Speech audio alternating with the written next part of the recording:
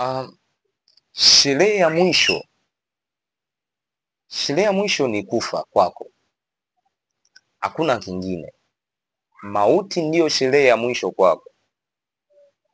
Je, unavyokufa unakufa katika Yesu Kristo?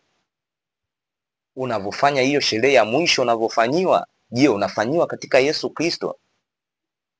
Watu wengi tunaomba mtu ampokee baba siku ambayo amefariki, tunasema asante Mungu, mpokee mwanao. Anayejua kwamba yupo mbinguni au atapokelewa ni yeye mwenyewe na nafsi yake. Sisi hatuwezi kujua huyo mtu alikuwa namna gani. Sisi hatuwezi kujua huyo mtu alikuwa na sali au alikuwa na siri gani na Mungu, ila yeye ndiye anayejua. Kabla tujaomba, nafsi ishahukumiwa. Sisi huko tunaomba tu, kwa sababu nafsi inahukumiwa pale inavyotoweka, ndipo nafsi itavyoondoka.